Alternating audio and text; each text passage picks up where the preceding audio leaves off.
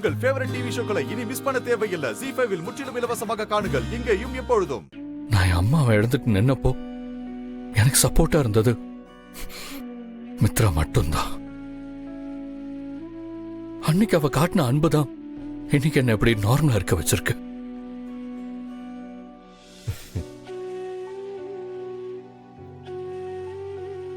அமெரிக்கால நான் இத்தனை வருஷமா இருந்த காரணமே இல்ல அங்க நான் நல்லா இருந்ததுக்கு காரணமே மித்ராதான். அவளை நான் எப்படி தப்பா நினைப்பேன்? யார் என்ன சொன்னாலும் எனக்கு என் மித்ராவை பத்தி நல்லா தெரியும்.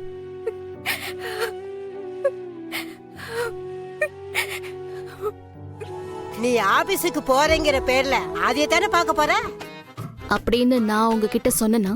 நீ சொல்லலனாலும் எங்களுக்கு தெரியும். அம்மா அப்படிலாம் ஒண்ணும் இல்ல. நான் சுதாகர் சாருக்காக தான் ஆபீஸ்க்கே போறேன். பாவம் அவரு நேத்து குடிச்சு கார் ஓட்டி மண்டையில இடிச்சுக்கிட்டாரு தெரியுமா? பாக்கறதுக்கே ரொம்ப கஷ்டமா இருந்துச்சு. எங்களுக்கும் தான் உன்னை கல்யாண மண்டபத்துல வச்சு பார்க்க கஷ்டமா இருந்துச்சு. எந்த பொண்ணுக்கும் நடக்க கூடாத கொடுமை உனக்கு நடந்ததை பார்த்துட்டு நாங்க 2 பேரும் எவ்வளவு கஷ்டப்பட்டோம்னு தெரியுமா? அதான் நம்ம கும்பிட்ட சாமி நம்மள கைவிடலையே. இந்த கல்யாணத்தை நிறுத்தி நம்ம வேண்டுதலை நிறைவேற்றி கொடுத்துருச்சே. இப்ப நீங்க 2 பேரும் என்ன சொல்ல வரீங்க? நாங்க எதுவுமே சொல்லல. சொல்ல வேண்டியது நீதான். உன் மனசுல என்ன இருக்குன்னு தான் எங்க 2 பேருக்குமே புரிய மாட்டேங்குது. ஆனா ஒண்ணு பாரதி, இந்த கல்யாணம் நின்னது உனக்கு கடவுள் கொடுத்த 2வது வாய்ப்புன்னு தோணுது. அத வேஸ்ட் பண்ணி உன் வாழ்க்கையை நீ வேஸ்ட் பண்ணிக்காத. இப்போ நீ விட்டு கொடுத்தா ஆதிக்கும் மித்ராக்கும் கல்யாணம் நடக்கும். அத மட்டும் மனசுல வச்சுக்கோ.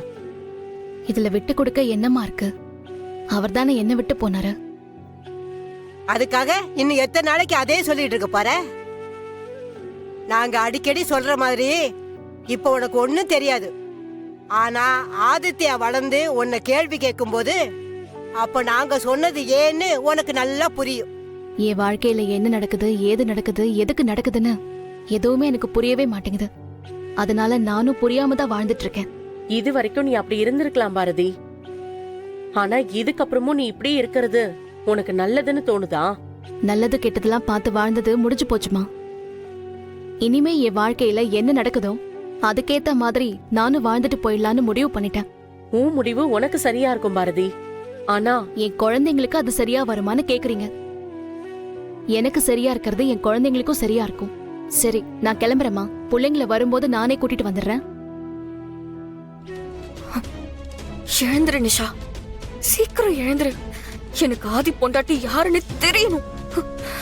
அவ இருக்கிற வரைக்கும் என்னால நிம்மதியா ஆதி கூட இருக்க முடியாது. சீக்கிரம் எழுந்துரு நிஷா. அவளை பத்தி யோசிச்சு யோசிச்சு எனக்கு பைத்தியம் பிடிக்கிற மாதிரி இருக்கு. சீக்கிரம் எழுந்து வந்து அவ யாருன்னு காட்டு நிஷா. எல்லாம் சரியா நடந்துகிட்டு இருக்குன்னு நினைக்கும் போது இப்ப கல்யாணம் நின்னு போச்சு. அடுத்த தப்பு நடக்கிறதுக்குள்ள எனக்கு ஆதி பொண்டாட்டி யாருன்னு தெரியணும். சீக்கிரம் எழுந்துரு நிஷா. செத்துட்டான்னு நினைச்சவ திரும்பி வந்து என்ன கொன்னுகிட்டு இருக்கா. தயவு செஞ்சு எழுந்து வாய நிஷா. என்னாச்சு பிரியா? இன்னைக்கு எனக்கு பர்த்டே. அதுக்கு எதுக்கடி உம்முன்னு இருக்க? நான் கேக் வாங்கிட்டு உங்க எல்லாருக்கும் கொடுக்கலான்னு வந்தேன். ஆனா இங்க வந்ததுக்கு அப்புறம் தான் தெரியும் நம்ம ஆதி சாருக்கும் மித்ரா மேடம்க்கும் கல்யாணம் நின்னு போயிடுச்சாமே. இவ இப்ப இந்த கேக்க சாப்பிடலாமா வேணாமான்னு தான் குழம்பி போயிருக்கா.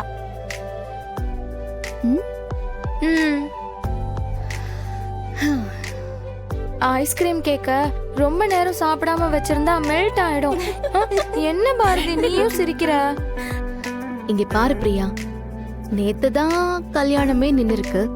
அதனால அவங்க இன்னைக்கு கண்டிப்பா ஆபீஸ்க்கு வர மாட்டாங்க. இதுக்கு தான் நான் உன்கிட்ட சொன்னேன்.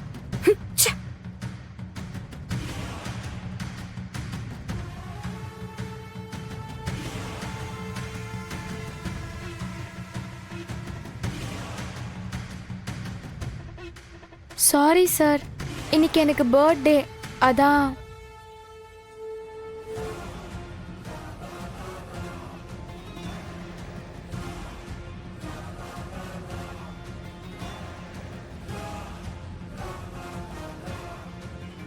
ஐஸ் கேக்கா? Sir happy birthday. Thank you sir. Bharathi, நேத்து என் கல்யாணம் நின்னு போச்சு தெரியுமா? தெரியும் சார். தெரியுமா? ஓ, அதான் கேக் கட் பண்ணி செலிப்ரேட் பண்ணீங்களா? ஆமா. ஆ? இல்ல இல்ல இல்ல அது இல்ல, நான் ஒர்க் கான்சென்ட்ரேஷன்ல ஆமான்னு சொல்லிட்டேன். Sorry sir, sorry.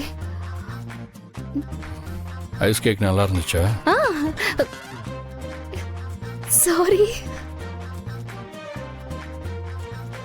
சரி, இந்த ஃபைல் எல்லாம் எடுத்துட்டு போய் சுதாகர் கிட்ட சைன் பண்ணிட்டு வாங்க. Okay sir.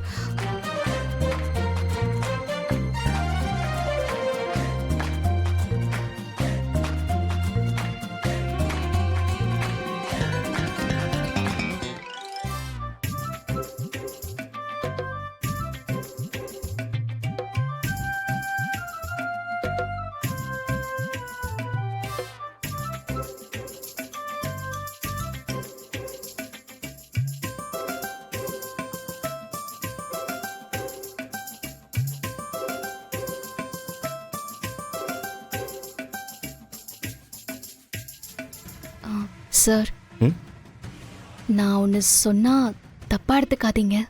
சொல்லுங்க பாரதி. மித்ரா மேடம் சிச்சுவேஷன் எனக்கு புரியுது. இருந்தாலும் இப்படி அவங்க அப்செட்டா இருக்கிறத பார்க்க ஒரு மாதிரியா இருக்கு சார்.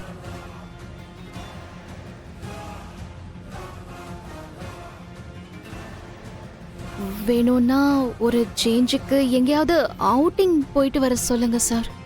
மைண்டும் கொஞ்சம் ரிலாக்ஸ் ஆகும். ஹலோ, உங்ககிட்ட இப்ப நாங்க அட்வைஸ் கேட்டோமா? வேலை என்னமோ அதை மட்டும் பார்த்துட்டு போ. தேவையில்லாம என் விஷயத்துல தலையிடாத. மித்ரா, என்ன இது? அவங்க உனக்காக தானே பேசுறாங்க, அப்புறம் எதுக்கு டென்ஷன் ஆகுற? பரவாயில்ல சார். அவங்க மேரேஜ் நின்ன வருத்தத்துல இருக்காங்க. எனக்கு புரியுது. அவ மேரேஜ் நின்னு போனதுக்காக மட்டும் அப்செட் ஆகல பாரதி. அவளோட க்ளோஸ் ஃப்ரெண்ட் ஒருத்தி தலையில் அடிபட்டு கோமாவுக்கு போயிட்டா. அதை நினைச்சுதான் அவ ஃபீல் பண்ணிட்டு இருக்கா.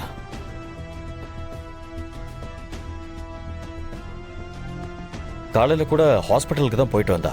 இப்போதைக்கு அவ கியூர் ஆகுற மாதிரி தெரியலன்னு டாக்டர் சொல்றாங்க. அதான் அவ இப்படி இருக்கா. என்னாச்சுன்னு தெரிஞ்சுக்கலாமா சார்? அதை தெரிஞ்சுக்கிட்டு இப்ப என்ன பண்ண போறீங்க? அவளுக்கு யார் பண்ணி கூட்டிட்டு வர போறியா? என்னால கியூர் பண்ண முடியாது மேடம். பட் எங்க ஊர்ல அதை கியூர் பண்றதுக்கு ஒரு இடம் இருக்கு. என்ன பாரதி சொல்றீங்க? ஆமா சார். எங்க காஞ்சிபுரத்துல ஒரு கேரள வைத்தியசாலை ஒண்ணு இருக்கு. எல்லாமே மூலிகை வைத்தியம் தான். அங்க இந்த மாதிரி கோமா பேஷண்ட்ஸ நிறைய பேரை கியூர் பண்ணிருக்காங்க. ஜீ5 ஆப்பை டவுன்லோட் செய்து அனைத்து எபிசோடுகளையும் இலவசமாக பாருங்க.